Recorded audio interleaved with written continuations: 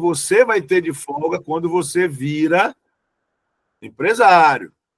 Você sendo funcionário, você vai, né, em tese, o teu dinheiro está garantido lá no final do mês. Em tese. Porque nem funcionalismo público vai ter essa garantia se o país não vai andar direito. Já há rumores de grandes problemas para pagamentos federais e para os estaduais para os próximos anos. Então, eu dizia isso, dizia e digo na instituição que eu trabalho. Vocês tenham muito cuidado com o que vocês estão apoiando.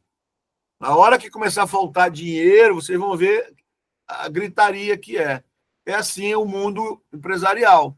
Né? Ou você faz acontecer, ou, meu amigo, vai fechar a porta, não tem jeito. Obrigado. Obrigada, professor. Obrigada, professor Éder, professor Armando, pelas suas contribuições. O professor Éder é homenageado do evento, né? E aí a gente ainda coloca ele para fazer a palestra. Mas é isso mesmo. Obrigada, professor. A gente vai iniciar também agora, deixa eu só confirmar aqui, a nossa segunda atividade do dia é a mesa de especialistas 3, atuação do profissional de educação física na atenção primária, secundária e terciária. Vamos dar só uns 5 minutos, tá? Tem uma senhora que quer fazer pergunta aí, ó, dona Jusileide. Não, acho que ela só ligou a câmera. Tá. Vamos dar uns 5 minutos só para palestrante entrar e a gente já inicia, tá bom?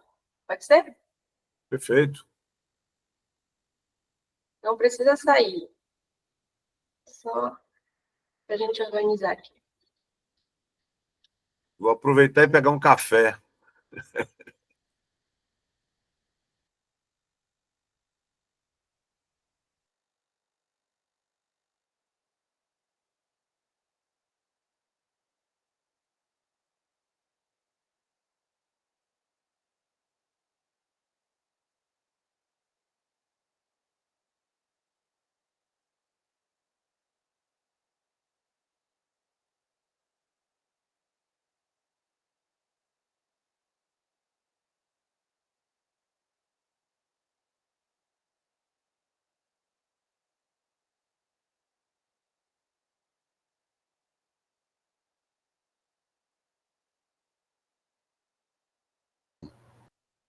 Tá.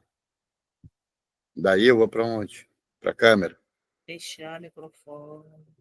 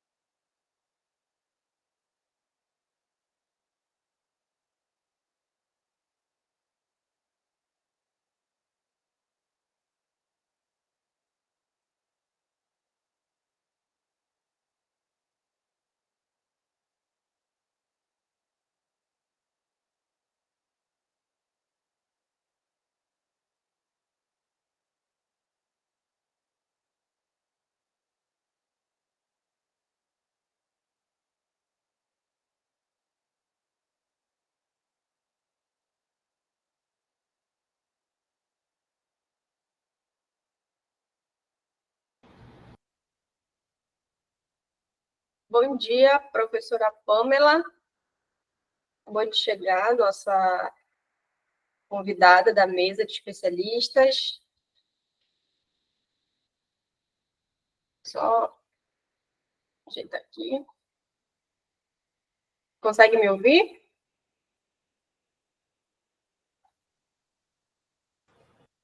Sim.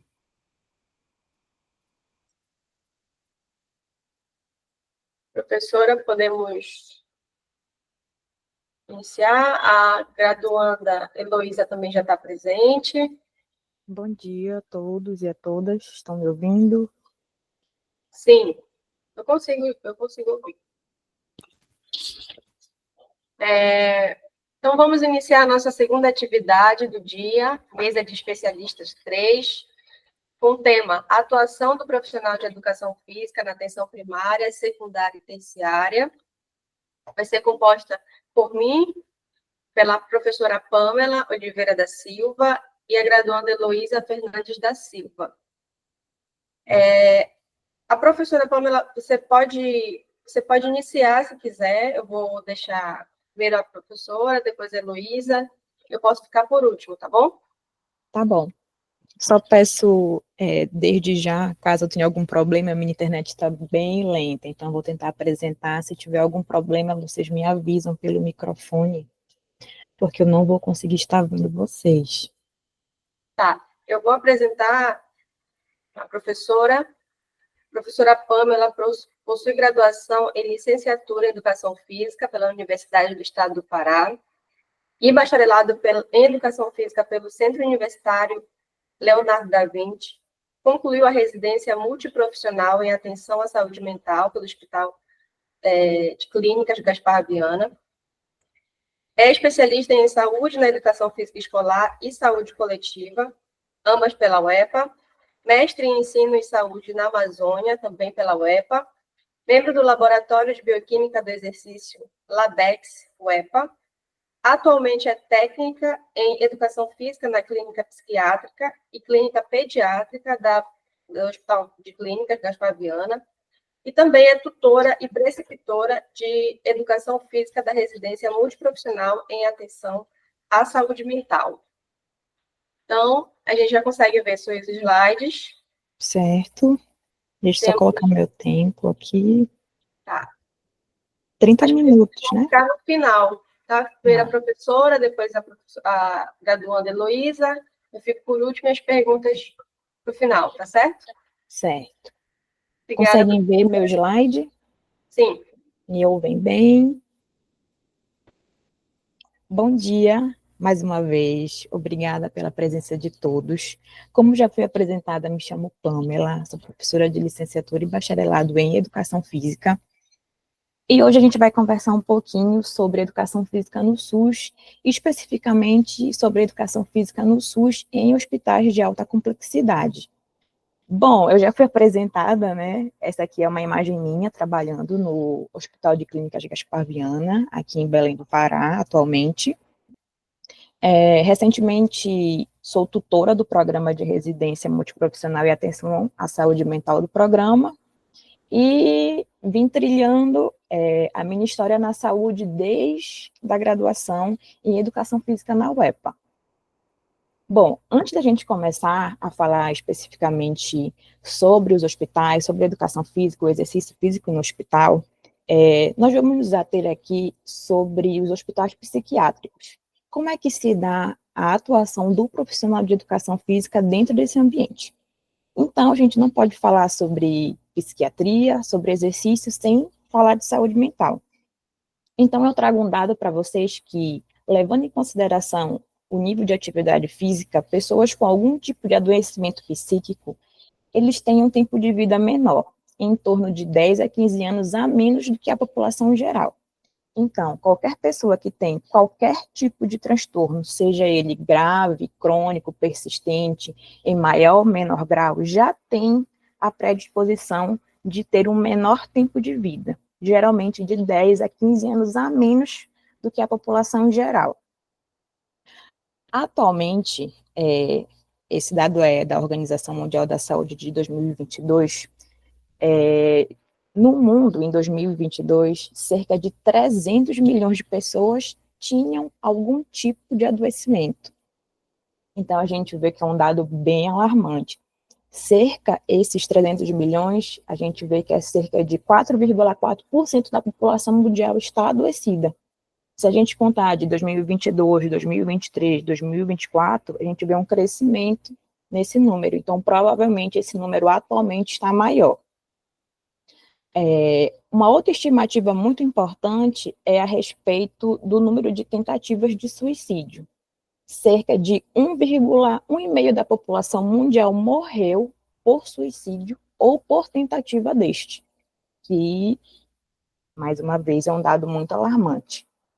70% das internações psiquiátricas, como é que eu posso falar? 70% das internações psiquiátricas ocorrem em países com um nível de desenvolvimento um pouco abaixo. Se o país ele é um pouco mais desenvolvido, como é que eu posso falar? Ele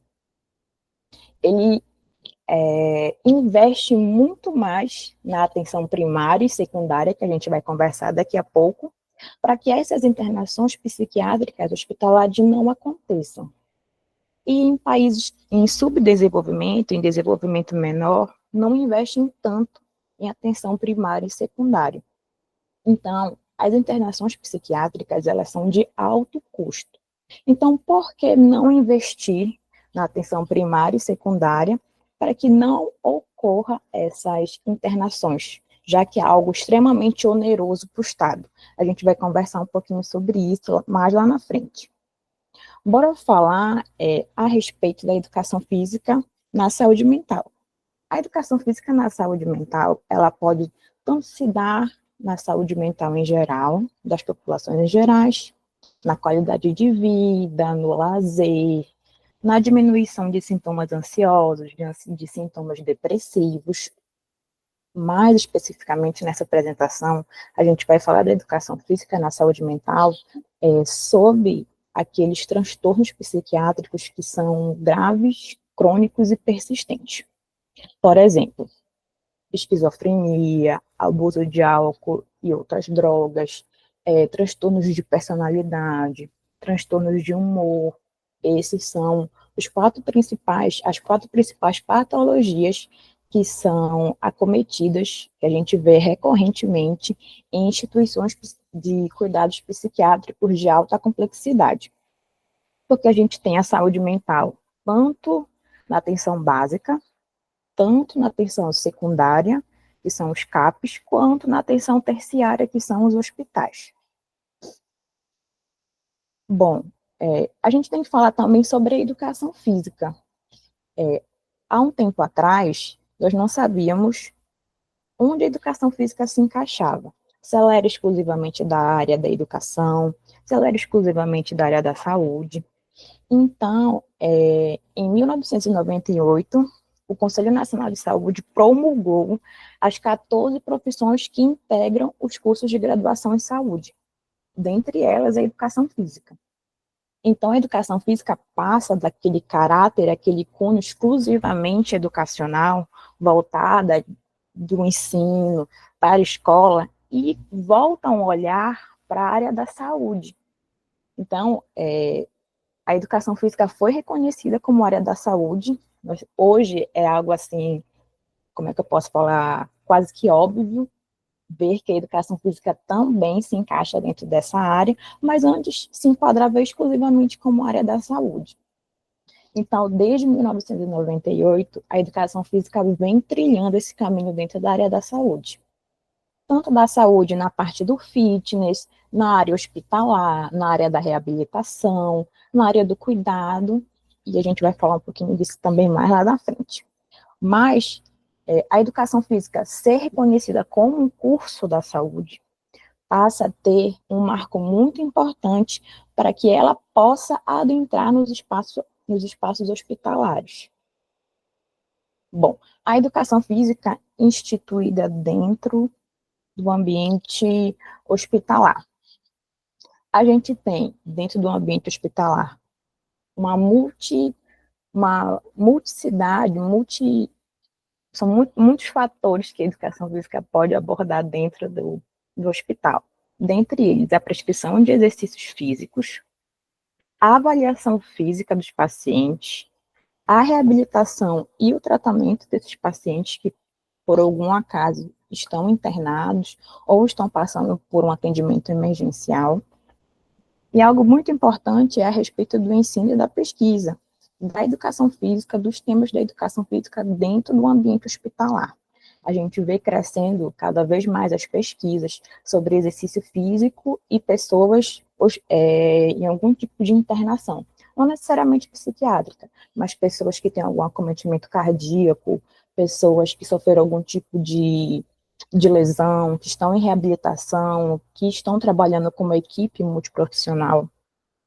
Então, a educação física passa a integrar também o ensino e a saúde e a pesquisa dentro do âmbito hospitalar. E A gente falou, né, de 1998, quando a educação física foi reconhecida como um curso da saúde, porém, ela já vem sendo implementada nos hospitais há um tempo. Só que a Resolução 391 de 2020 vem ratificar a escolha, a necessidade da educação física dentro do ambiente hospitalar. Eu sugiro que depois vocês deem uma olhada nessa resolução, e eu listei alguns dos pontos principais que reforçam a necessidade do profissional de educação física dentro desse ambiente. Por exemplo, exercer atividades por meio de intervenções legitimadas por diagnóstico, utilizando métodos e técnicas específicas de consulta, avaliar, coletar dados, reunir elementos, interpretar informações e exames, conhecer, aplicar e interpretar testes de laboratório, de campo, protocolos de avaliação física, medidas antropométricas, questionários, estabelecer linhas de orientação para apropriada definição de conduta, prescrição e monitoramento de exercícios físicos, prescrever e adaptar o tipo, a intensidade de acordo com as condições do usuário, considerando não somente o seu estado de saúde, como fatores de risco ou de proteção, mas também as suas capacidades físicas e as suas limitações. Enfim, propor, realizar, interpretar, elaborar e emitir laudos, declarações, pareceres. Então, a gente vê que a educação física ganha um espaço dentro do hospital muito importante. A educação física já vinha participando dessas intervenções, mas essa resolução veio mostrar para os outros conselhos e para nós, professores de educação física, a necessidade de se ter esse profissional e, mais ainda, a necessidade de atualização dos profissionais que já estão inseridos e aqueles que querem adentrar dentro do espaço hospitalar. Porque, como nós podemos ver, atualmente, a nossa categoria, a nossa atuação já está muito bem estabelecida dentro desses ambientes. Mas nós, enquanto profissionais de educação física, precisamos saber prescrever e adaptar o tipo de intensidade, propor, realizar, interpretar e emitir laudos, interpretar exames laboratoriais, saber fazer avaliações físicas, entre outras coisas, independentemente do grupo ou do usuário que você vai atender. Utilizar fichas de controle para registrar informações sobre dados clínicos, pessoais, hábitos de vida, uso de medicamento, tratamento, limitações, condições, enfim, você também, enquanto profissional de educação física, é responsável por fazer aquele parâmetro, aquele perfil sociodemográfico do paciente. Você tem que saber como esses dados clínicos pessoais, o hábito de vida, onde mora, o uso de medicamento, como isso interfere na sua prática profissional. Se é um paciente que tem um maior ou menor poder aquisitivo, se tem acesso a medicações de alto custo ou não, se tem condições de fazer as atividades físicas fora do ambiente hospitalar. Então, isso é mais uma das nossas competências. Então, a gente vê que o profissional de educação física dentro do SUS, e especificamente da saúde mental, ele já tem um papel importantíssimo, como eu acabei de falar para vocês. E agora eu vou falar especificamente do que ocorre em um dos hospitais. Aqui na região norte, especificamente no Pará, o único hospital público de alta complexidade que tem o profissional de educação física inserido é o Hospital de Clínicas de Gaspar Viana.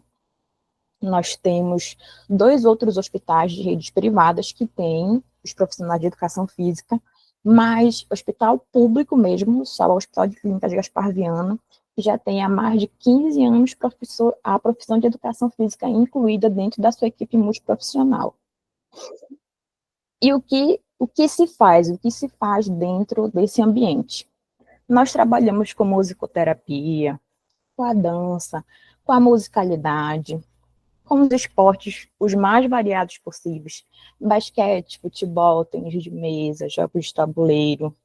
Nós trabalhamos também muito com a coordenação, com as artes manuais, o desenho, a pintura, a escrita, a modelagem e o treino. o treinamento resistido, o funcional, o aeróbico, de dupla tarefa. Então, o profissional de educação física faz aquilo que o profissional de educação física é treinado para fazer. Os pacientes passam por todos os tipos de abordagens possíveis. Bom, a gente tem aqui atividades lúdicas, atividades ao ar livre, como futebol. Lá no Hospital de Clínicas nós temos o campo, uma quadra poliesportiva, nós temos a própria academia terapêutica mesmo, com os aparelhos de uma academia para treinar esses pacientes.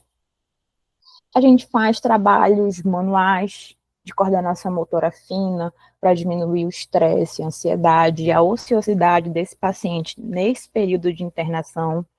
Nós proporcionamos para eles o direito ao lazer assistido que está na Constituição. A gente proporciona para o paciente aqueles que precisam, que demandam de um atendimento mais individualizado, por mais que eles estejam em crise. A gente proporciona também atividades lúdicas para esses pacientes, independentemente do estado que ele esteja. A gente tem treino aeróbico, yoga, pilates, são as atribuições e as funções que o profissional de educação física faria em qualquer outra área, seja na escola, seja em um clube, seja em um hospital de reabilitação. Lá na clínica psiquiátrica do hospital, de clínica de Gaspar Viana, os pacientes têm uma multiplicidade de atendimento, como eu havia falado para vocês. Nós jogamos bola, jogamos queimada.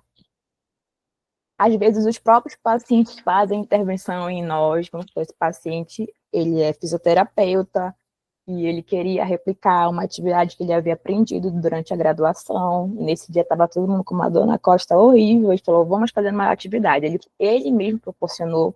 Então, a gente dá autonomia para o paciente, né, se sentir integrado com a equipe, que isso é apenas um momento que ele está passando, que não significa que este momento é a vida do paciente. Como eu havia falado, nós temos um campo de futebol, né? Então, nesse campo, ocorre todos os tipos de esportes, vôlei, futebol, queimada, brincadeiras lúdicas, corrida de orientação, caça ao tesouro. A gente vê que a gente atende uma quantidade muito boa de pacientes, e agora, nesse período, esse espaço está em reforma, mas espero que logo volte. Os pacientes adoram fazer atividade física, e já é sabido que a atividade física faz muito bem, principalmente para esses pacientes que estão internados por algum motivo. Mais uma foto. E, assim, nós participamos também das atividades de ensino em saúde, tanto com a equipe quanto com os pacientes. Nós damos aulas de ritmos e colocamos os pacientes para treinar bem pesado. Então,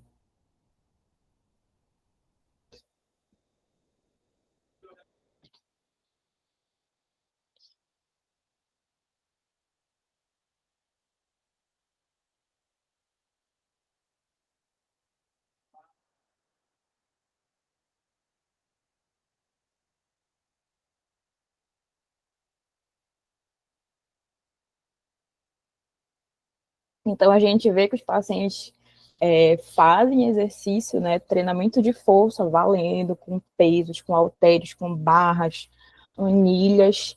Então, é muito gratificante ver as possibilidades de atuação da educação física dentro desse campo, a melhora do paciente após as nossas intervenções e o quanto os pacientes são engajados nas nossas atividades, porque nós estamos lá todos os dias, de manhã e de tarde, e porventura, se não tem atividade, ou por conta de uma realização de uma outra atividade, ou de reunião de equipe, ou da gente ser deslocada para outro lugar, eles reclamam, falam, cadê nosso exercício? Então, nós fazemos parte, o exercício físico faz parte da rotina dos pacientes.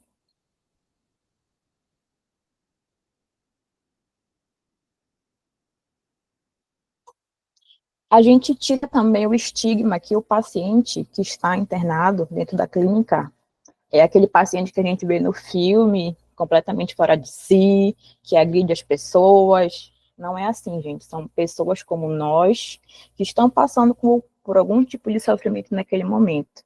Existem aqueles casos que são um pouco mais crônicos? Existem, mas nós tentamos retirar aquele estigma que a pessoa tem do paciente psiquiátrico. Todos nós sofremos em maior ou menor grau, e o que nos diferencia dos pacientes que estão internados é apenas a internação, né? Então, retirar aquele estigma, e o paciente que está internado em uma clínica psiquiátrica consegue treinar e fazer exercício físico como qualquer outro. Não sei se esse vídeo vai pegar, porque ele é bem pesado.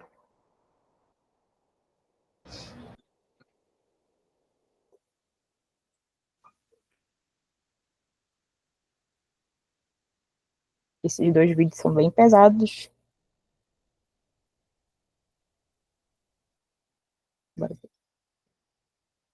Essa paciente está fazendo naval depois de ter feito um circuito psicomotor que ela estava precisando. A equipe indica tratamento, os médicos chegam para conversar conosco.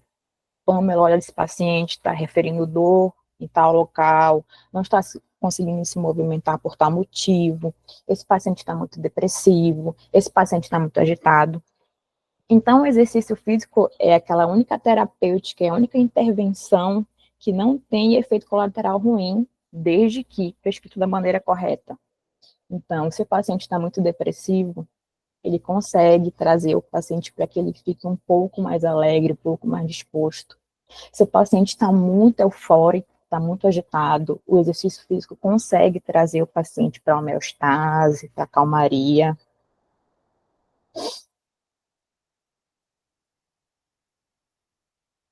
Então, um retorno, uma gratificação, tanto para os pacientes quanto para nós que fazemos parte da equipe. A gente faz as atividades junto com eles e é uma diversão. Nós temos também uma das atividades que é corriqueiras, pipa. Nós temos os resgates das memórias lúdicas desses pacientes que às vezes são perdidas. Então, como eu falei para vocês, são várias opções. A educação física dentro do ambiente hospitalar, especificamente da área da saúde mental. Tudo que você pode propor vai acontecer. Se vocês verem bem no final desse edifício do meio, tem duas pessoas carregando uma outra, porque a bola de futebol tinha passado para o outro lado do muro.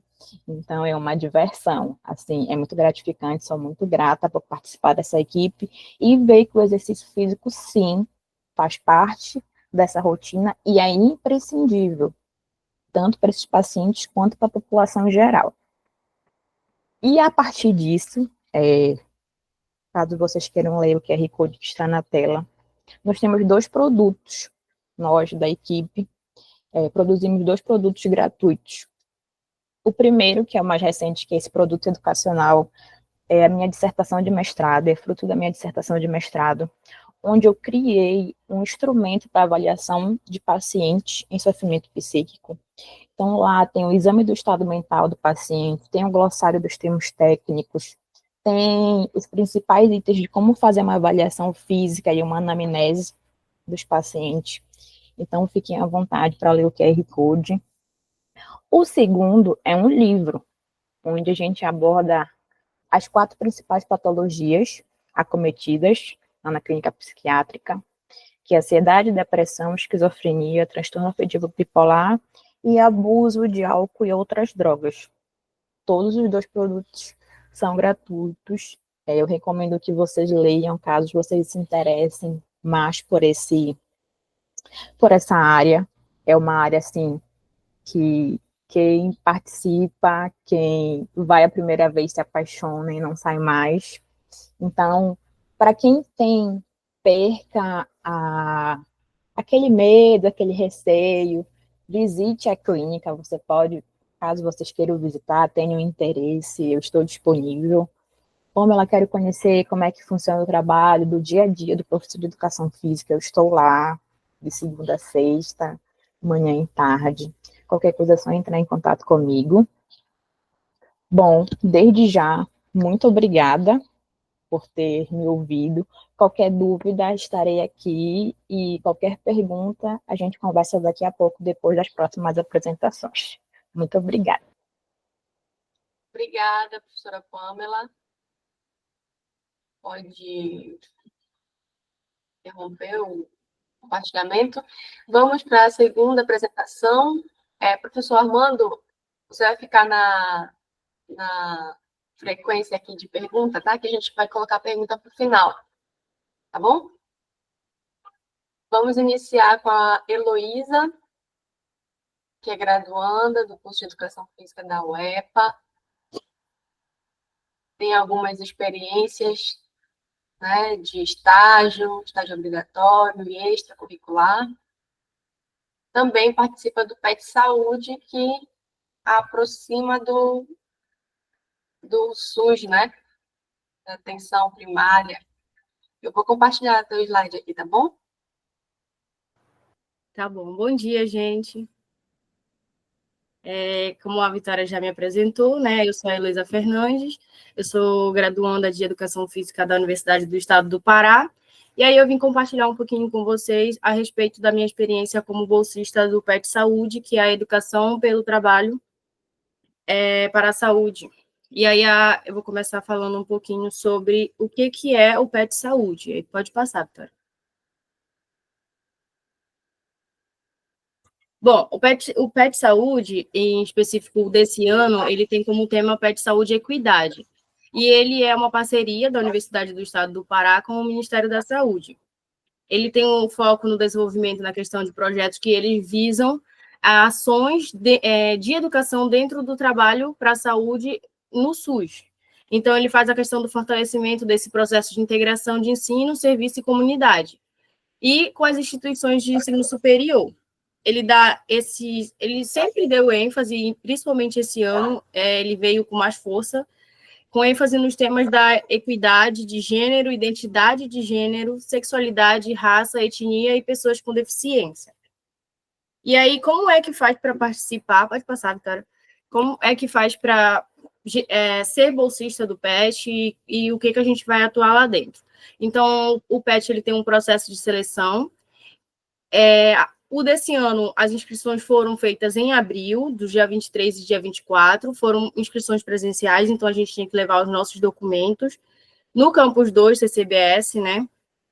E aí, segundo o edital, essa é a 11ª edição do PET Saúde, então a gente levava os documentos para lá, e aí a gente esperava uma resposta, porque tem um índice acadêmico, aí eles vão verificar currículo, tudo isso para poder ver quem vai chamar. Esse PET desse ano, ele tem duração de 24 meses, ou seja, 2 anos. Então, a gente entrou agora em abril e só vai sair em abril de 2026. E aí, uma novidade esse ano foram 40 vagas, sendo que antes era só para alunos de curso da saúde. E esse ano abriu para alunos do curso da pedagogia, porque na primeira reunião do PET que teve esse ano, eles falaram que eles estavam tentando agregar outros cursos para o PET, porque eles também eles teriam uma grande importância nesse processo que a gente vai intervir com as trabalhadoras do SUS. Pode passar. E aí, o PET esse ano foi dividido em 5 GATs, então cada GAT tem 10 membros, 8 membros, e o meu GAT é o GAT 5. O nosso tema é o maternar, então a gente vai trabalhar com as trabalhadoras, com as pessoas capazes de maternar. Então a gente trabalha tanto com mulheres cis e homens trans. E aí o nosso foco é atuar para que essas pessoas elas possam ter boas condições de trabalho a partir da sua realidade. Então, a gente é voltado para criatividades, oficinas, que vão melhorar a rotina de trabalho dessas pessoas. Porque nas discussões das nossas reuniões, a gente discute muito sobre a questão de quais são as condições que as pessoas capazes de maternar, elas possuem dentro do trabalho. Então, a partir do momento que a pessoa decide que quer gerar uma vida, como é que ela é tratada dentro do ambiente de trabalho, se ela tem as suas leis asseguradas, os seus direitos assegurados e tudo. Então, a gente vai trabalhar sempre por isso. Pode passar. Aqui são alguns eventos que a gente já obteve dentro do PET. A gente ainda não teve nenhuma intervenção mesmo no SUS, então a gente só teve alguns processos de formação. Essa primeira imagem, que tem bastante gente, seria a reunião de todos os GATs, só que não foram todas as pessoas, porque conflitos de horários, essas coisas. Então, essa foi a primeira reunião, que era para a gente conhecer todo mundo. A gente sempre tem esse tipo de reunião, apesar da gente ser dividido em GATs, a gente sempre encontra com todos os GATs, que é para a gente compartilhar o que a gente está fazendo e qual é o próximo passo. Então, a gente teve alguns processos de formações. O mais recente é esse agora, do dia 21 e 22 de novembro, que são abordagens interseccionais da luta antirracista. Mas a gente já teve oficina sobre o uso do arco de Marguerês, a questão das bases trabalhistas legais para a produção da maternagem, em específico essa foi do GAT5, a garantia do direito à saúde integral à população LGBTQIA+, e a questão de interseccionalidade e equidade, que foi um dos primeiros encontros que a gente obteve com todos os GATs. Então, basicamente, o PET, a gente está caminhando para a gente poder intervir com as trabalhadoras do SUS nesse aspecto. A gente ainda não teve muita intervenção, porque ainda estão organizando alguns trâmites legais, então a gente só está tendo mesmo encontros de formações, mas creio que ano que vem está programado para que a gente já comece a atuar mais efetivamente mesmo com as trabalhadoras do SUS. É isso.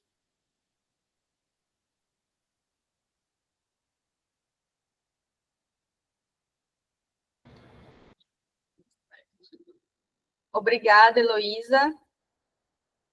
Vocês estão conseguindo me escutar? Porque aqui travou. Voltou. Estão me escutando? Sim. Tá. Obrigada, Heloísa. As perguntas para o final, né? Vou compartilhar aqui o meu slide de apresentação, só um minutinho. Está um pouco lento também o meu.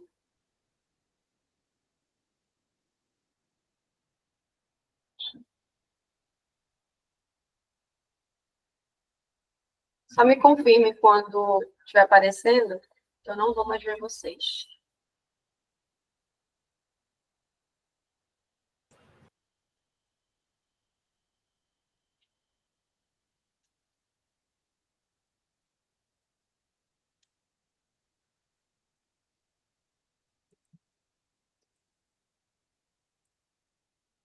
Está aparecendo ou não? Está entrando agora.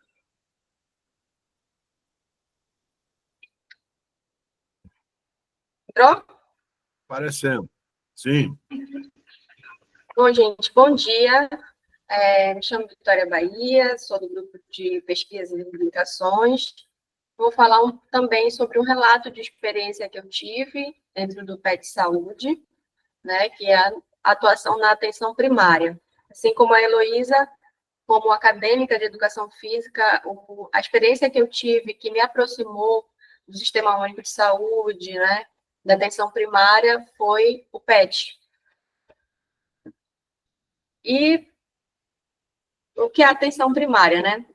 Ela é o primeiro nível de atuação em saúde e é definida por um conjunto de ações que envolvem promoção e proteção da saúde, prevenção de agravos, diagnóstico, tratamento, reabilitação e redução de danos. A atenção primária ela é desenvolvida por equipes multiprofissionais e dirigida a uma população específica, né, dentro de um território definido ali, né, dentro da unidade básica de saúde.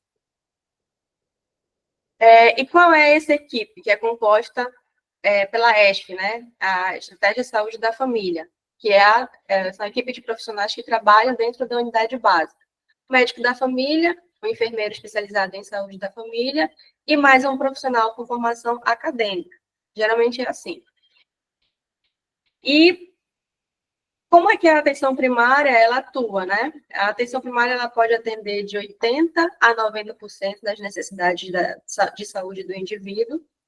E a equipe de saúde da família ela consegue resolver até 80% dos problemas do usuário. Isso ocorre porque essa equipe ela consegue acompanhar esse usuário por mais tempo, né? Eles têm um prontuário eletrônico também do SUS, que consegue verificar questões de saúde, de cognição, de funcionalidade até, e consegue acompanhar por mais tempo e encaminhar esse usuário para especialistas, né? Para, de fato, aquele profissional que pode atender à necessidade do usuário de uma forma mais objetiva. Então, tratando-se da educação física, como a educação física ela pode contribuir para o fortalecimento da atenção primária à saúde? Bem, 47% dos brasileiros são insuficientemente ativos, ou seja, eles não realizam a quantidade mínima recomendada pela Organização Mundial da Saúde de atividade física, que é 150 minutos de atividade física moderada ou 75 minutos de atividade física vigorosa por semana, né? E essa inatividade acaba contribuindo para o aumento de diversas doenças, como doenças crônicas, não transmissíveis, como diabetes, hipertensão, obesidade, que é responsável por 72% de morte, né, no Brasil. Então, é importante que tenham essas ações preventivas, e a atenção primária, ela contribui para isso.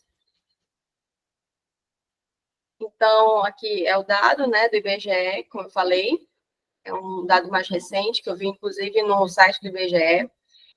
E, antes de falar do PET Saúde, essa inserção do profissional de educação física, ela acontece no NASF, né? Existe a equipe de estratégia de saúde da família, que é a equipe que atua dentro da unidade básica de saúde, e tem o NASF, que é o Núcleo de Apoio da Saúde da Família, que é uma equipe multiprofissional, que envolve terapeuta ocupacional, psicólogo, fisioterapeuta, enfermeiro, se eu não me engano, que eu acho que tinha na nossa unidade de equipe, ela é uma equipe itinerante, ela não fica fixa em uma unidade básica, ela vai fazer esse apoio para outras equipes, né, da ESP.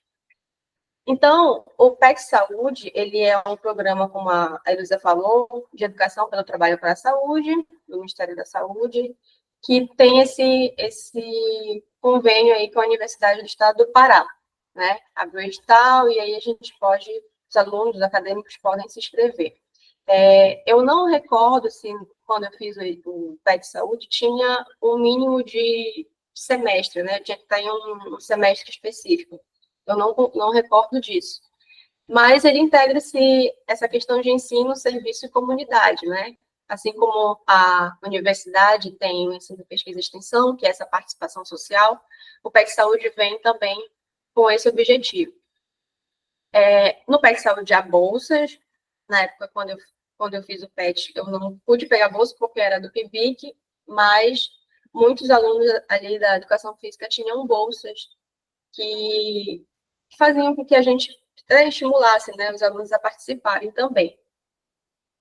Antes, o objetivo era a interdisciplinaridade, né? Trabalhar com outros alunos, né, na área da saúde, mas agora tem essa parte multiprofissional que já adere à pedagogia. Então, o PET Saúde ele vem aí para contribuir para o aluno ter essa experiência dentro da atenção primária, né, aproximar mais o aluno de educação física para essa atuação na atenção primária, no SUS, entender melhor como funciona. Então, como foi que ocorreu passo a passo, né? Primeiro foi o edital, foi uma entrevista, né? E, assim, dentro da UEPA, muitas vezes o PET Saúde passa despercebido. Não sei agora, né? Mas na época que eu fiz, muitos não sabiam o que se tratava o PET, às vezes sobrava vaga com bolsa, e as pessoas os alunos não tinham conhecimento sobre o PET Saúde, né? Eu acredito que hoje já tem mais divulgação, né, dessa informação. Então, depois do edital, com a lista dos nomes aprovados, tivemos o primeiro encontro, que inclusive foi no auditório de Educação Física, que foi um aulão com todos os aprovados do edital, e também com os preceptores, né? Quem ia receber os alunos na ESP eram justamente os profissionais que trabalham na ESP. No meu caso, foi 2 fonoaudiólogas, uma enfermeira e uma nutricionista, né? Então, no primeiro encontro, teve a separação dos grupos, que agora é o GAT, né? Então, a gente teve a separação dos grupos, e a ideia, justamente, por ser interdisciplinar, não podia ter mais de 2 acadêmicos de educação física no mesmo grupo. Então, tinha que ser um de educação física, outro de biomedicina, outro de enfermagem, outro de medicina, outro de terapia ocupacional. Foi o meu caso, né? No segundo encontro, a gente foi conhecer a Unidade Básica de Saúde. Eu fiquei do Telégrafo, na Rua do Fio. Então, é uma unidade básica que tem uma estrutura até diferente das outras, pelo que a gente percebeu ali na nossa socialização, porque a unidade básica do Telégrafo tinha um auditório, né? Então, contribuía muito para as atividades tanto do NASF quanto para as nossas atividades do PET Saúde. E lá eles já tinham também um grupo específico que eles atendiam nas quartas-feiras, que eram os idosos, né, que faziam parte ali do bairro e que sempre estavam lá na unidade básica. Depois, acho que foi no terceiro encontro, nós fizemos um projeto, né, diferentemente do que a Elisa falou, que já é delimitado, né, nós criamos o projeto de acordo com a necessidade que a gente encontrou na unidade básica. Então, como a gente já tinha um grupo que ficava à disposição, né, os idosos, no caso das quartas-feiras, ficavam à disposição para receber atividades, para participar de encontros e tudo mais, isso facilitou o nosso projeto, né? Então, nós atuamos com esse grupo de idosos que já estavam participando das atividades do NAD. A gente não conseguiu fazer muitas atividades junto com o NAD, né? Porque eles já tinham a programação deles, o cronograma, então a gente não podia intervir também. Algumas vezes, acho que nos 2 encontros, a gente conseguiu fazer algumas atividades com eles, mas o nosso projeto ele tinha que ser bem definido. E aí a gente acabou encontrando outros caminhos, como sala de espera, enfim, eu vou falar um pouquinho mais lá na frente. Então, no primeiro momento, foi conhecer a Unidade Básica de Saúde, essas eram as nossas preceptoras, né, a fonoaudióloga, a nutricionista, e uma enfermeira também. E aí, nós conhecemos também a caderneta de saúde da pessoa idosa, né, que é um caderno utilizado para registrar informações específicas sobre os idosos no contexto do Estratégia de Saúde da Família. É uma ferramenta física, né, desenvolvida pelo sistema de saúde, que atende esses idosos. E aí inclui dados pessoais, histórico clínico, registro de doenças crônicas e condições de saúde, informações sobre medicamentos em uso, avaliação de capacidade funcional, como mobilidade e as atividades de vida diária, registro de consulta, visita domiciliar, ações de promoção à saúde voltadas ao idoso. Então, a gente teve que se aproximar, né, conhecer um pouco mais dessa caderneta, tivemos acesso, nós conseguimos preencher com a supervisão das preceptoras, né, e aí contribui muito porque ele garante um acompanhamento integral da saúde desses idosos, facilita o planejamento, o cuidado, contribui também para a continuidade do cuidado, a gente consegue verificar ali, avaliar questão de pressão arterial, funcionalidade, também promover a autonomia do idoso, né? Ele leva essa caderneta para casa, então, quando ele vai lá, ele mostra para a gente, olha, eu medi minha pressão, feri a pressão, deu isso. A gente consegue ter uma cuidado melhor, né? E também apoia a gestão de saúde pública, né? Porque fornece os dados importantes do planejamento de políticas públicas voltada para essa população. Então, aqui são algumas fotos, né, da gente fazendo registro, acompanhando, tendo até essa educação em saúde, né? Essa parte de escuta também com os idosos. E aqui são algumas atividades que a gente fazia para a sala de espera. No caso aqui, a gente estava fazendo um cartaz sobre risco de quedas, né? E a sala de espera é uma ótima oportunidade para promover a saúde e a educação, porque a gente consegue promover até campanhas, né, de vacinação, elas também podem ocorrer pela sala de espera, e pode ser um espaço útil, né, para a gente contribuir nessa educação em saúde, né? Até a integração também, interação entre os usuários do SUS. E nas salas de espera, era um momento que a gente tinha de ter contato com outras pessoas que não fossem somente os idosos das quartas-feiras. Então, a gente conseguia fazer um trabalho ali também com gestantes, né, com pessoas mais jovens que tinham outras comorbidades. Aqui, fatores de risco de queda, e a gente falava sobre questões de tapete, sobre mobilidade, iluminação do ambiente que a pessoa se encontra, não só o idoso, né? A pessoa se encontra. Muitos ali tinham aquele costume de usar tapete, né, em casa, também, que também é um fator para risco de queda. E a gente trabalhava nessa escuta aí, nessa troca de informações. E alguns registros. Aqui, especificamente, era um grupo de idosos, né? A gente promoveu um dia de massagem para elas, porque, como eu disse, né, o NASP ele já tinha seu cronograma de trabalho, então a gente conseguia ali ficar entre o NASP fazendo alguma atividade extra, né, depois das aulas do NASP. Aí, como teve uma atividade de dança com elas, né, um professor de educação física do NASP fez, então a gente promoveu o relaxamento, né? E aí elas adoraram a massagem nos pés, nos ombros. E aqui é o corredor da empatia, que geralmente muitos enfermeiros usam, né, essa estratégia, essa atividade, para se aproximar, né, dos usuários, do SUS, para promover também uma questão ali de afeto, né? O corredor, a pessoa entra, passa pelo corredor e a gente vai falando palavras positivas, né? O que a gente acha dessa pessoa, o que a gente sente, enfim, vai destilando palavras positivas, né?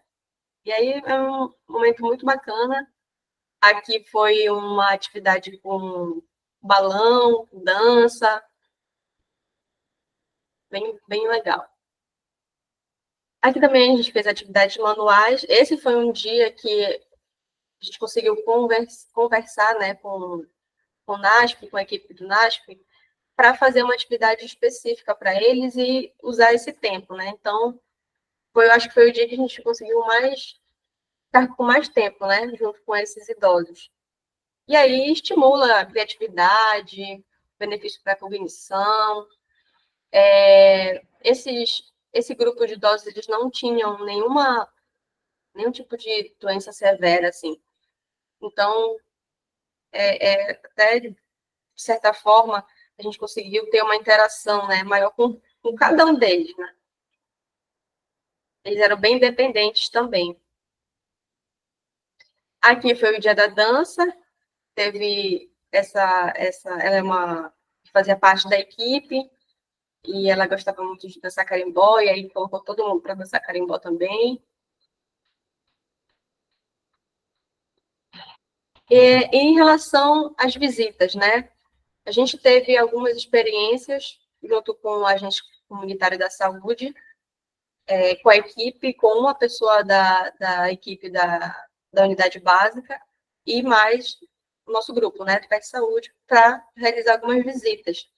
E essas visitas, elas fortalecem o sistema de saúde, ajuda também no acompanhamento mais próximo e personalizado do usuário, ajuda a identificar de maneira precoce possíveis problemas de saúde, e também ajuda a envolver toda a família nesse processo de cuidados, né? E, principalmente, apoio às pessoas em situação de vulnerabilidade. Mas, antes de passar para o próximo, essa questão de identificar de maneira precoce possíveis problemas de saúde, a gente conseguiu identificar em 5 visitas que fizemos, em 3 delas. Tinha uma senhora que ela vivia embaixo, na primeiro andar da casa, e a família, com a filha, o genro, viviam em cima.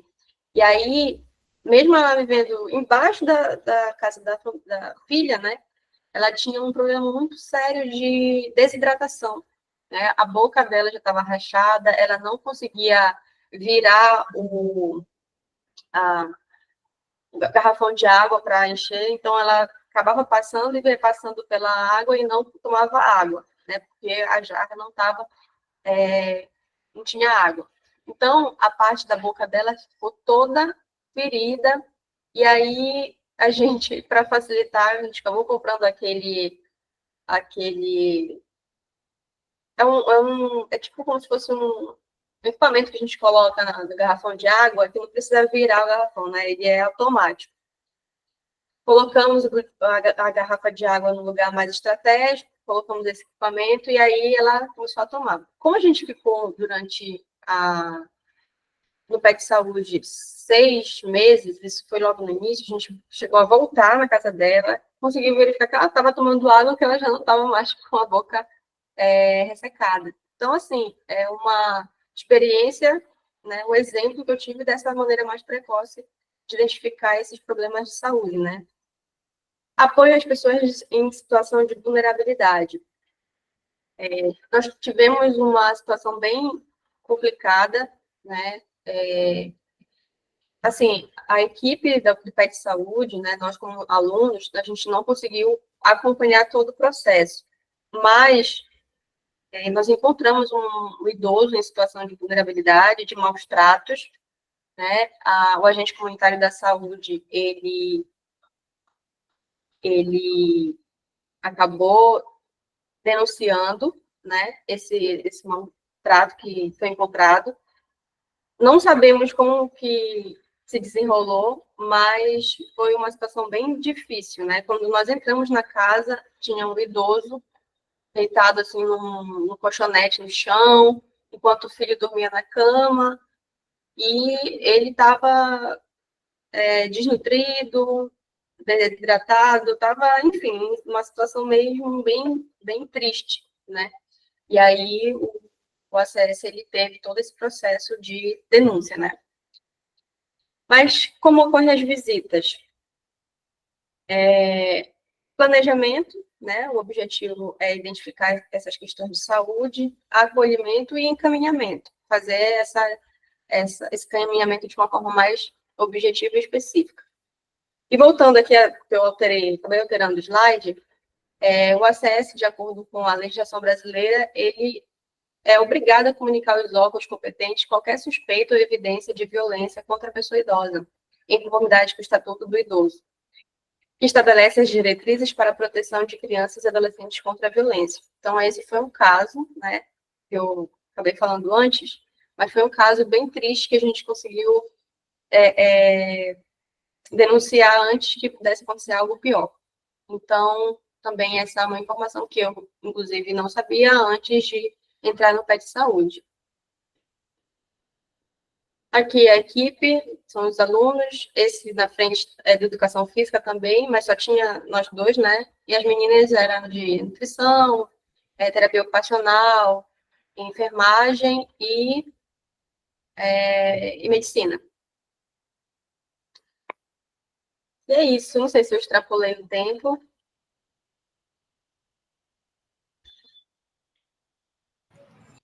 Não, tá tranquilo. Tá tranquilo? Ah, tranquilo. Tá certo. Então a gente pode abrir para perguntas. Se alguém tiver perguntas para a professora Pamela, para a Heloísa ou para mim.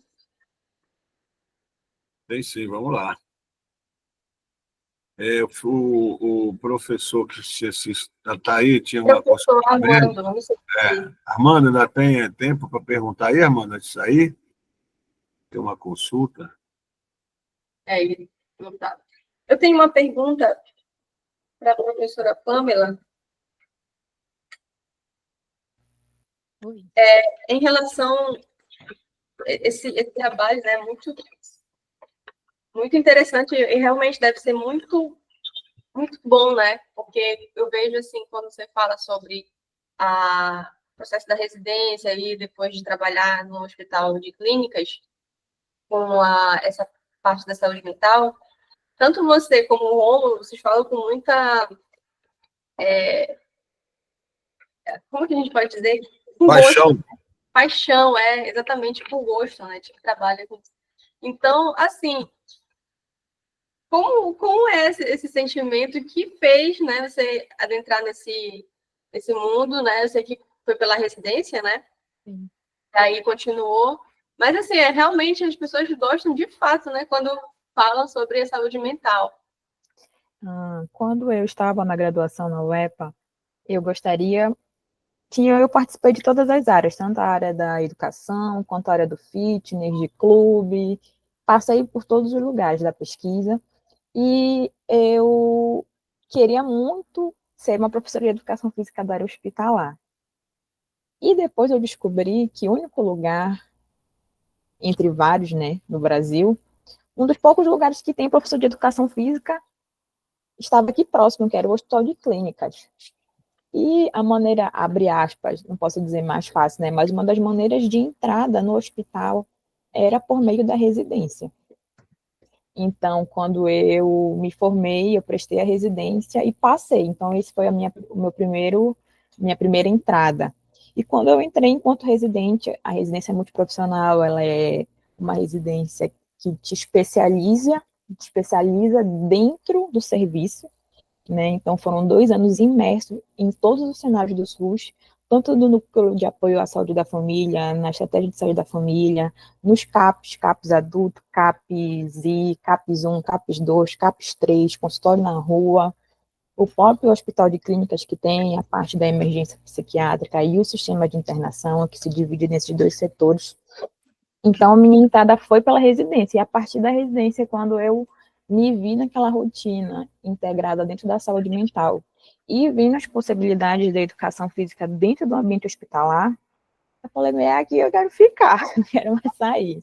Aí depois concluí minha residência, virei especialista em saúde mental, e houve o processo seletivo para que eu fosse a técnica, a professora da clínica. Então, eu estava como residente, aí depois virei a preceptora dos residentes. Então, eu subi, digamos assim, um nível, virei a técnica do setor, e a gente fala, nós que passamos pela clínica psiquiátrica, falamos, porque poucas pessoas conhecem do trabalho, sabe da importância do exercício físico, sabe da importância da saúde mental, fala sobre ansiedade e depressão, mas de casos isolados, de pessoas que não estão internadas, de pessoas que não estão dentro de um ambiente hospitalar.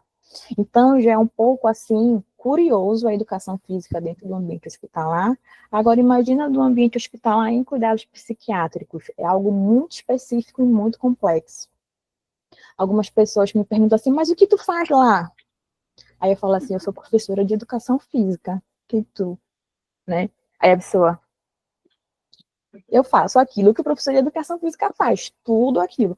Porque a educação física faz tanta coisa, tanta coisa, tanta coisa. Nós somos formados para fazer tanta coisa, que a gente passa por tantos campos, e todos esses campos a gente consegue aplicar lá. Então, é uma satisfação poder usar de todos os artifícios da educação física para promover saúde e melhorar o prognóstico desse paciente, porque quando mais o paciente é atendido pela educação física, ele tem efeitos agudos, que são instantâneos, efeitos crônicos, e reduz o tempo de internação dessas pessoas. Então, é muito gratificante. Por isso que a gente fala com tanto gosto sobre essa área. Outra pergunta, vocês têm contato, assim, com familiares desse público? Como é que é o contato de vocês, contato deles mesmo com a família? Como é que funciona? Olha, é um hospital. A família vai nos horários de visita e como assim, parece ser meio assim, meu Deus, como é uma visita normal. Tem o horário da visita no período da manhã, o horário da visita no período da tarde, e os familiares entram, ficam lá visitando os pacientes normalmente. Eles costumam ser presentes, assim, então. Sim, muito presente, muito presente. E a única diferença é que os pacientes psiquiátricos, eles não ficam na cama, como a gente, na maioria dos hospitais, a gente chega e a pessoa está lá, acamada, deitada. Não, o paciente psiquiátrico fica assistindo televisão, fica fazendo terapia ocupacional, vai na sala da psicologia, fica andando. Então, essa é a única diferença.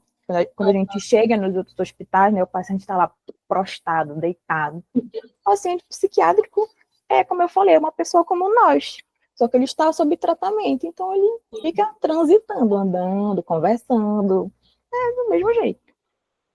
Tá certo. Professor Armando, o senhor queria perguntar? Sim, mais uma vez, obrigado aí pelas palestras, realmente trazem a reflexão e aumentam aquilo que foi dito ontem. Se eu não me engano, não foi bem ontem, foi lá atrás, aí tive um filósofo que disse alguma coisa, abro aspas, só sei que nada sei, né? Fecho aspas. Mas que interessante saber que hoje nós temos aí uma profissional da educação física dentro desse sistema de atendimento à saúde básica. Fico feliz, mas ao mesmo tempo preocupado, porque no meu olhar, a gente fica muito perdendo espaço onde nós necessariamente deveríamos estar, traduzindo o que eu quis dizer. Principalmente nessas questões da saúde, da recuperação dos pacientes, a gente observa muito uns colegas nossos extremamente capacitados, profissionais aí de grande trabalho, relevância, e falo aqui sobre os fisioterapeutas.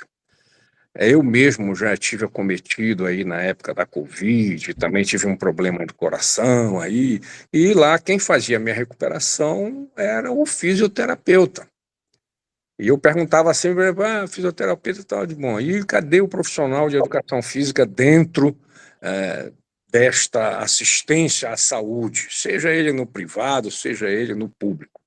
Então, quero aqui deixar registrado meus parabéns para você, Pamela, como uma cunha, vou chamar assim, abrindo espaço, registrando, e é o Estado do Pará que tem pelo menos um hospital que obrigatoriamente tem o profissional de educação física. Então, parabéns, mas chama esse alerta aí para as nossas pensantes cabeças, né, para que a gente possa avançar mais dentro desse campo aí, que é um campo que precisa ser ocupado pelos profissionais de educação física. Nada contra os fisioterapeutas, absolutamente. Inclusive, eu dependo muito deles aí para muita coisa, tá bem? Mas para registrar a nossa posição aí. Obrigado. Tá certíssimo. Aquela resolução 391 de 2020, que estabelece a atuação do profissional de educação física dentro do ambiente hospitalar, foi o Conselho Federal de Fisioterapia tentou, e terapia ocupacional tentou derrubar a resolução, o que não foi conseguido. Depois vocês procuram lá, dão um Google, que eles tentaram derrubar a atuação do profissional de educação física no ambiente hospitalar, mas não conseguiram, graças a Deus. Ai, meu Deus. Ilene Mascarenhas, você quer perguntar? Sim, bom dia. Já posso perguntar? Pode. Bom dia a todos vocês. Estamos desde cedo aqui nos deliciando com as aulas, videoaulas aqui, palestra. Gostei muito sobre economia. E o bom é que só está eu e meu esposo aqui, e nós ficamos juntos comentando sobre finanças, sobre os assuntos que estão sendo apresentados. Nós somos bastante agradecidos. Pamela e professora Victória, eu admiro muito a fala de vocês, porque vocês, além da apresentação está sendo muito boa, mas a forma como vocês falam abaixa um pouco a nossa ansiedade que está do lado de cá. Trazem uma tranquilidade na fala, na forma de se apresentar. Então, parabéns pela forma como vocês estão apresentando e falando. Eu gosto muito desse tom de voz, porque eu sou muito acelerada. Então, quando eu vejo alguém mais calmo, eu acalmo a minha ansiedade do lado de cá. Bem, minha pergunta é para a Pamela. Parabéns pelo seu trabalho. Eu fiquei um período também atendendo como psicóloga lá na psiquiatria de Macapá, um período bem, bem tranquilo. Eu estava coordenando a saúde mental do Estado, então eu gostava muito de ficar acompanhando as atividades do período de internação. E lá nós tínhamos um educador físico, um TO, enfermagem, tinha toda uma equipe.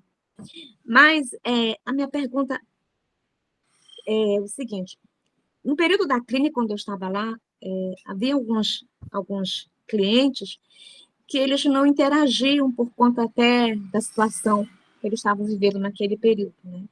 O máximo que podiam fazer era tomar um banho de sol, quando estava naquele período bem catatônicos.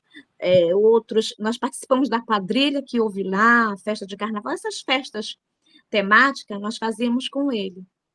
Mas o que me chama a atenção, por exemplo, aproveitando a fala do trabalho da professora Victória, que o trabalho com idosos que é super interessante, lá no hospital psiquiátrico havia hospital não, clínica, né, que nós não temos mais hospitais. Haviam pessoas que já estavam lá morando há algum tempo, que foram abandonados pela família, pelos familiares, e a gente tentava remanejá-los para os CAPs, mas não tinha como.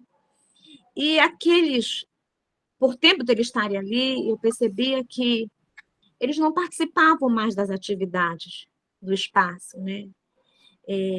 Não interagiu, apesar de eles estarem um pouquinho mais, podemos assim dizer, fora da crise. E não havia assim, um trabalho específico para aqueles que ficavam mais isolados, não queriam sair do quarto, ou às vezes realmente só assistindo a TV. E a minha pergunta seria assim, por nível de curiosidade, por saber, como seria uma atividade para eles, para aqueles clientes que não estão interagindo? Como é que a gente faria? A gente faria uma atividade no leito, lá na cadeira onde eles estão sentados? Como é que a gente traria para que eles pudessem interagir de uma forma mais participativa com esses clientes, né? Essa é a primeira pergunta, professora, ou doutora Pamela, desculpa. Eu também queria saber se dentro aí os professores podem também dar essa informação, se há processo seletivo para o educador na área da saúde, por exemplo, na Secretaria da Saúde. Lá em Macapá, nós tínhamos terceirizado, né? Era pelo contrato administrativo, era pelo cargo, mas não tem, acho que até hoje não tem, não sei se por aqui tem, concurso para essa categoria, né? Para atuar nas UBSs, como a professora Vitória estava falando, dentro das áreas hospitalares, por exemplo, no CAPS, ainda tem essa deficiência, pelo menos até no período que eu estava por lá, os profissionais que nós tínhamos eram todos terceirizados. E aí, essa pergunta que eu gostaria de fazer para você. Obrigada. Obrigada pela pergunta. Essa é uma pergunta recorrente, e quando você fala, eu fico pensando aqui que existem vários casos. Assim, primeira coisa vai muito do profissional. É muito mais fácil fazer um atendimento com um paciente que acabou de chegar do que aquele que já é de casa, digamos assim. Lá no hospital a gente tem alguns pacientes de longa internação. E a gente tem dois públicos, os pacientes de longa internação, que já são acostumados a fazer as atividades conosco, né? Então já faz parte da rotina dele, que é como eu havia falado, então não é um problema para que eles participem das atividades. E tem aqueles pacientes mais crônicos que não conseguem fazer ou não querem fazer atividade. Então vamos lá, para esses pacientes que não querem. Tem os pacientes tanto da porta de entrada, que é da emergência, quanto do setor de internação, que estão em catatonia, que estão muito apáticos, desanimados. E como é que tu vai prescrever, como é que tu vai passar um exercício para esse paciente que está nessa situação? A gente sabe que o exercício ele é extremamente estressor. O exercício não é algo legal. Depois que tu começa a praticar atividade física, aí as tuas endorfinas são liberadas, aí o exercício se torna bom. Mas o exercício, ele é incômodo. Então, como é que tu vai propor algo incômodo para alguém que está depressivo, que está catatônico, que não quer de forma alguma comer, se levantar, tomar banho, como é que tu vai convencer alguém de iniciar algo ruim na cabeça dele? Tu, enquanto profissional de educação física, tu sabe dos benefícios da prática de exercício físico e que provavelmente, se ele fizer, ele vai ter uma melhora. Mas como é que tu vai convencer um paciente que tentou autoextermínio, que está catatônico, que está depressivo, que está se alimentando por sonda, que está acamado? Como é que convence? Então, aí eu aprendi durante esses quase 5 anos de atuação dentro da clínica a como conseguir o contato com o paciente, criar o vínculo. Então, eu me apresento. A primeira coisa que eu digo é que o paciente ele não é obrigado a nada. Porque todas as outras terapias, digamos assim, o paciente é obrigado. Ele é obrigado a tomar o remédio, né? Ele é obrigado a passar na psicologia. Então, ele vive uma vida de obrigações. Alguns direitos deles são cerceados a partir do momento que ele se interna. Então, eu chego e digo, olha, você não é obrigado. Tem o exercício, ele melhora isso. Eu trato ele como uma pessoa completamente normal. Porque, geralmente, quando a pessoa dá interna, leva algum tipo de medicação intravenosa, dói. Às vezes precisa de alguma contenção mecânica para se proteger e proteger outras pessoas. Então, é algo extremamente, para que outras pessoas e para a pessoa que está vivendo isso, incômodo, agressivo, triste. Então, a primeira coisa que eu digo é, você não é obrigado. Né? Então, chega assim, aí a pessoa já fica assim, não sou obrigado. Aí eu começo a vender meu peixe. Pergunto quais são os hobbies, o que gosta de fazer. Então, às vezes, por mais que o exercício seja uma terapêutica excelente, às vezes, não fazer exercício é o melhor. Eu converso com o paciente durante 1 hora, e o paciente fala assim, não quero fazer exercício. Eu falo, tá bom, amanhã eu volto. E nesse amanhã eu volto. Olha, a gente conversou ontem, tu disse que hoje tu ia fazer. Bora fazer tal coisa? O que tu gostas? Então, eu começo a criar o vínculo com o paciente. Ao contrário das outras terapêuticas, eu não obrigo o paciente, eu não aplico por mais que isso seja necessário. A gente sabe que é incômodo. Então, eu digo para o paciente, se tu fizer atividade, eu explico para ele para que serve, porque quando o paciente toma medicação, quando é feito algum tipo de intervenção, não é explicado para ele para que serve aquilo. Para ele saber esse remédio. Por que eu tenho que fazer isso, geralmente, né? Eu digo, olha, o exercício físico de maneira clara, objetiva, né? Serve para isso, você tá desse jeito, se você fizer vai me melhorar bem aqui dessa maneira, assim, assim, assado. Então, o paciente, ele começa a confiar na minha atuação. E a partir disso, eu dou a intervenção. Às vezes estou eu, os meus residentes, os estagiários, a gente vai lá, propõe toda uma atividade. O paciente está acamado, tem uma perda muito acentuada de força, já está com lesões por pressão, então a gente tem toda uma... A gente chega, vamos fazer atividade, aí o paciente não quer. Aí a gente insiste, o paciente diz, não quero. Aí eu olho para ele, tá bom. Eu falei, tá bom, o senhor não é obrigado, mas amanhã a gente volta. Aí eu brinco com ele, olha, eu vou vir me perturbar todo dia aqui. E brinco, sorrio, então tento ser o diferente dentro da clínica. E aí a gente consegue fazer as intervenções. Então, principalmente paciente no leito, o paciente que está catatônico, o pessoal já sabe, Pamela.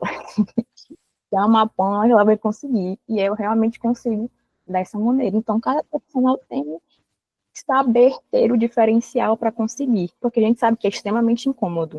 Fazer exercício é incômodo.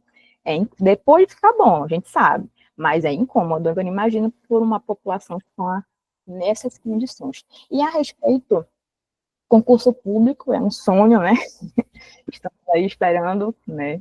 Mas, até então, a entrada dos profissionais de educação física no SUS geralmente é por processo seletivo, né? Então, não sei como entrar na Secretaria de Saúde para fazer parte, né, desses altos cargos, mas no hospital onde eu trabalho tem 2 formas de entrada. Pela residência multiprofissional, que você vai fazer a residência durante 2 anos e depois você sai como especialista em saúde mental, e como professor da clínica, que pede a especialidade em saúde mental. Então, você assim, você pode fazer uma especialização em outro lugar em saúde mental, mas eles pedem, geralmente, a residência multiprofissional em saúde mental. Já são aquelas pessoas que já sabem a rotina da clínica, que vivem a rotina da clínica e que vão absorver o público que já sabe como lidar melhor com esses pacientes. É isso. Respondido, professora Helene, tá certo. Eu queria... O professor Ricardo tem uma pergunta? Pode fazer. Eu tenho várias observações e perguntas. Primeiro, parabenizar as três pela iniciativa de estarem aqui socializando com a gente.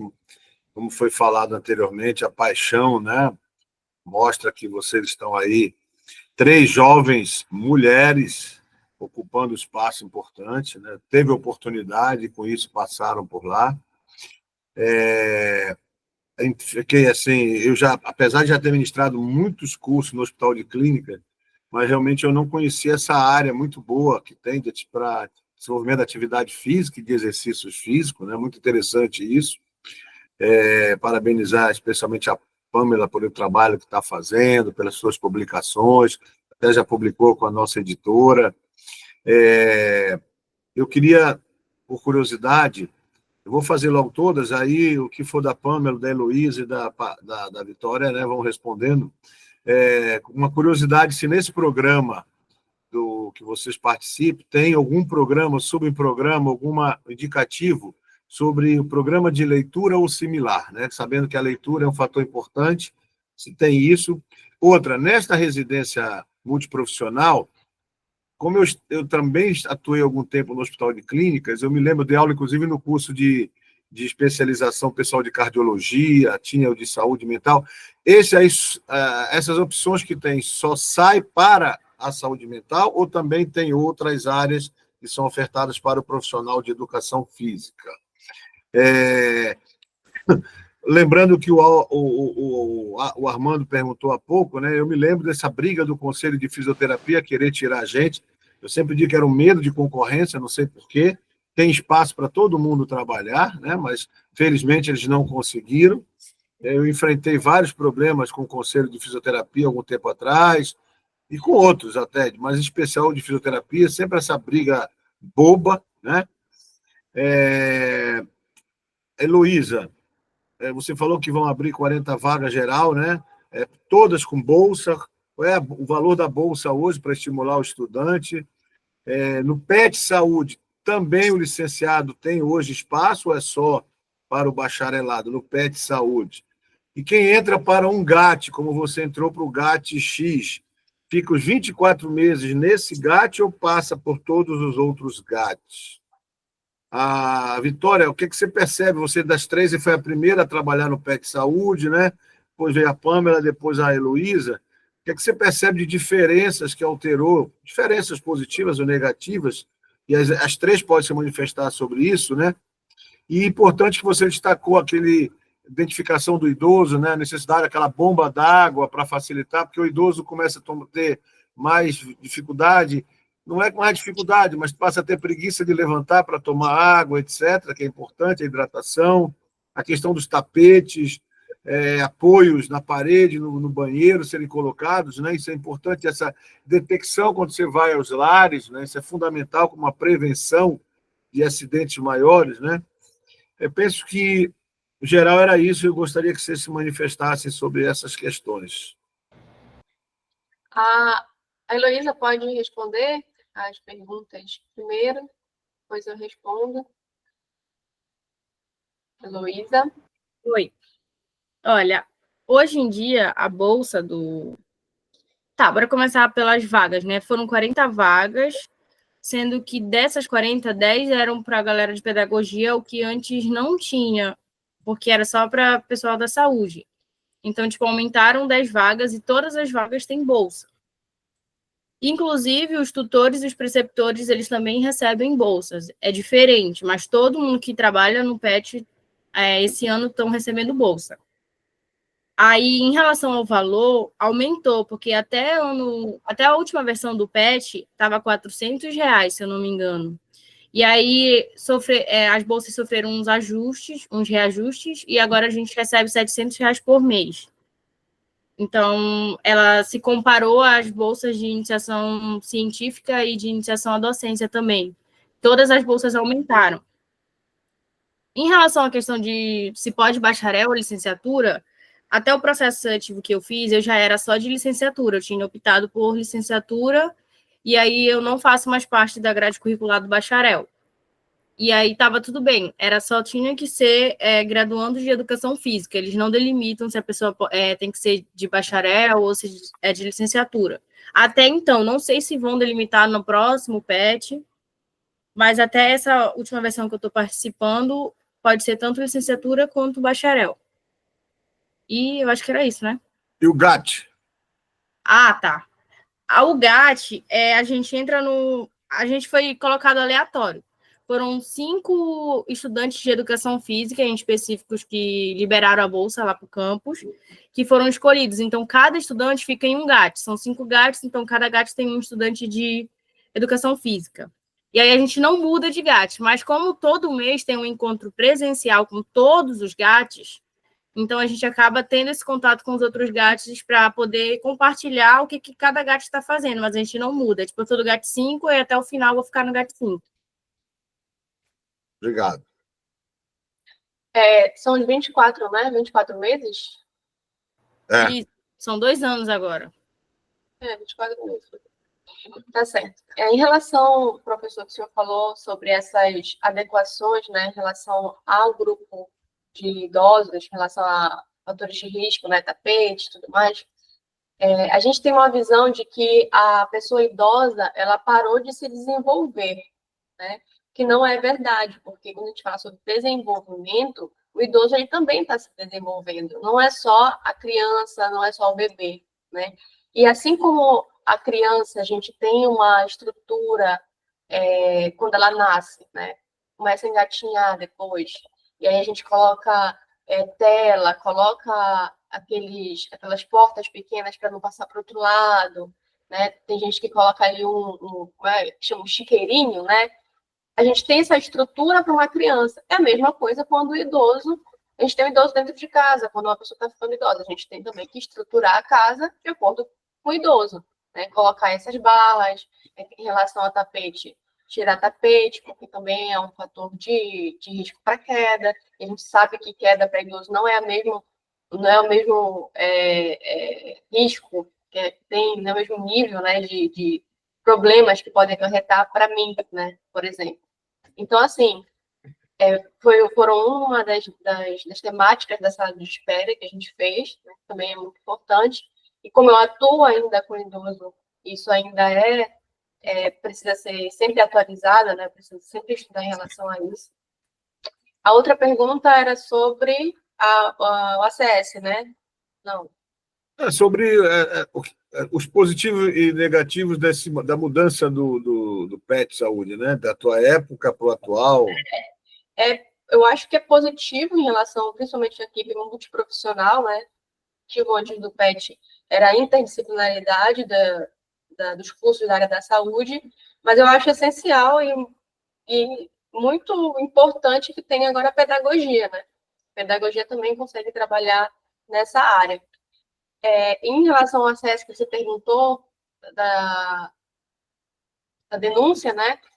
É algo também que eu, por exemplo, eu não sabia que o acesso ele tinha essa obrigação, né, de denunciar, caso a gente tenha se encontre, né, algum usuário em vulnerabilidade. E assim, é isso, a gente consegue, no PET Saúde, né, como acadêmico, a gente consegue se aproximar dessas situações, muitas vezes difíceis, dos usuários do SUS, né? Muitas vezes a unidade básica, ela fica em um ambiente estratégico de vulnerabilidade, por exemplo, ali a Rua do Fio, ela abrange uma questão geográfica ali bem estratégica que atende essa população, né, de idosos, de pessoas em vulnerabilidade. Então, geralmente, uma unidade básica ela está dentro desses bairros, né, para atender essa população e acompanhar de uma forma mais efetiva, né, principalmente em relação às visitas, consegue acompanhar de uma forma mais qualitativa, né, esse processo de saúde dessa população. Mais Bom, alguém? Ah, professora Pamela. sobre as perguntas, sobre a leitura. Nós temos atualmente um projeto de leitura dentro da clínica psiquiátrica, tanto no primeiro serviço, que é a emergência, quanto no serviço de internação. E nós temos até uma campanha aberta, então quem quiser doar livros, eu já estou fazendo pedido aqui, por favor, doem os livros para a nossa clínica. Então, os pacientes, eles sentem muito a necessidade de ler. Todos os pacientes adoram ler. O que mais a gente encontra são os pacientes lendo muito, eles leem muito na clínica. Então, a gente tem um espaço que é um armário com livros, onde eles são livros para escolher qual livro ler, qual temática. Então, das mais variadas possíveis, desde astronomia, biologia, até caça-palavra, Bíblia. Então, eles adoram ler, demais mesmo. Então, nós instituímos um projeto, isso se tornou um projeto. A gente sempre levava livros de casa, quadrinhos, a nossa equipe de terapia ocupacional também, mas eram casos isolados. Então, a equipe resolveu se unir para juntamente instituir um projeto para que a leitura ficasse fixa para esse paciente e ele tivesse livre acesso. Porque quando o livro está trancado nas salas, o paciente tem que pedir, às vezes tem vergonha. Então, agora o paciente ele tem a leitura tem livre circulação dentro do espaço, que é muito melhor você eu quero ler agora, pegar um livro e ler, do que você ir bater na porta de alguém para pedir, e às vezes a pessoa pode até não estar, período de almoço, enfim. Lá no Hospital de Clínicas pode tanto licenciado quanto bacharel, tanto na residência quanto para ser professor, para ser técnico da clínica, que eles chamam técnico, não chamam professor. Eu não sei porquê, enfim, é a nomenclatura, mas é o professor de educação física da clínica. Pode ser tanto licenciado quanto bacharel. Então, como eu falei para vocês, tem a multiplicidade da nossa área, então as duas categorias são muito bem-vindas. Quem tem as duas formações consegue dar melhor, digamos assim, o contributo tanto de uma área quanto outra. Então, licenciado e bacharel não competem, eles se somam, cada um tem os seus conhecimentos específicos. Eu sou licenciada e bacharel, fiz as duas graduações e a UEPA também me proporcionou um grande conhecimento a respeito. Eu lembro que quando eu fiz as minhas disciplinas optativas eram necessárias só 4, eu fiz 13, então eu estou bem eu falei, eu vou aprender tudo, então aprendi tudo, mas mentira. Mas um pouquinho de cada coisa a gente vai aprendendo, porque a educação física, assim, são leques. A gente vê só dos esportes que a gente aprende, das bases da anatomia, neurofisiologia, biomecânica, a gente tem várias áreas que nós podemos seguir, diferentemente de outras categorias. Então, consigo aplicar isso dentro da clínica psiquiátrica. E a respeito dos outros programas, só tem educação física atualmente na atenção à saúde mental no Hospital de Clínicas. Na cardiologia, nós estamos tentando implantar, mas é um trâmite burocrático muito grande, precisa de um número maior de profissionais para ter os preceptores, os tutores da residência, para que esses estagiários, para que os residentes não fiquem sozinhos. A gente tem também aquela aversão de algumas pessoas entre cardiopatia e exercício físico. A pessoa que tem cardiopatia não pode fazer exercício, não vai morrer. Então, a gente vai vencendo essas barreiras com nossas palestras, com nossas conversas. Mas a equipe é muito receptiva, principalmente da residência, para que tenha o profissional de educação física incluído. Antigamente, só existia aqui no Pará a residência para educação física no Hospital de Clínicas. Atualmente, abriu em Ananindeua uma vaga, e em Santarém abriu para Estratégia de Saúde da Família, em Bragança para Estratégia de Saúde da Família, e Santarém para atenção à saúde mental também. Então, de 2 vagas para residência por ano, nós temos 5, se eu não me engano. Então, já é um grande... A gente pensa que não, que mais de 2 para 5 há tantos anos, já é um grande ganho para a nossa área. Então, se você quiser fazer residência em uma outra especialidade no estado do Pará, hoje você pode. né, diferentemente das outros cursos de enfermagem, psicologia, terapia ocupacional que tem, praticamente todos os programas têm essas categorias. É isso. Muito Obrigada. bem, eu queria reforçar o parabéns, né, essa intenção aí desse programa de leitura, que nosso evento está discutindo sobre a leitura. Quem pôde ver os de manhã cedo da Jovem Pan, mas está gravado no YouTube, saiu uma pesquisa recente da queda de leitores brasileiros para em mais de 50% não ler, e eles consideram o leitor aquele que lê pelo menos um livro a cada 3 meses, e a gente não chega nem nos 50%, e vários outros dados que foram divulgados hoje que só corroboraram o que a gente discutiu nos 2 primeiros dias. Em relação à palestra de primeira de hoje, sobre o planejamento, a professora Pamela, e assim como a Vitória, hoje a Heloísa está fazendo, aproveitaram muito os programas, as disciplinas, né? Tem aluno, são 4 obrigatórios, eu vou fazer só 4, são X eventos para carga horária, param nisso, né? Vocês pegam a oportunidade. Eu lembro que a Vitória falava que tinha bolsas, vagas que voltavam, até porque os alunos não sabiam nem que tinha vaga para o PET Saúde, por exemplo, né? Então é isso, a gente tem que estar antenado desde que entra na faculdade até que sai. E parabéns que você é uma das poucas dos 8 que já tem a pós-graduação, que estão lá trabalhando, né? O professor Rômulo colocou na segunda-feira que, salvo engano, tem 8 que tem esse curso e 10 que aí vão sair porque estão fazendo, né? Então isso mostra assim que nos deixa muito satisfeitos de ver mais uma vez 3 jovens que estão aí lutando, batalhando, fazendo essas opções. E quanto à briga de novo da fisioterapia, lembrei do fato, quando eu fui o primeiro coordenador do curso de Educação Física, que passou a ser coordenador e não era mais diretor, eu comecei de diretor, em 24 horas eu virei coordenador, e acabou a figura do diretor. E uma das propostas que eu fiz para o Centro de Ciências Biológicas, que é o nosso, né, o CCBS, era a junção dos cursos. Por quê? Educação era num campus, e ainda é, enfermagem outro e o restante no outro. Na época só tinha fisioterapia, terapia ocupacional e medicina. Não tinha ainda os outros.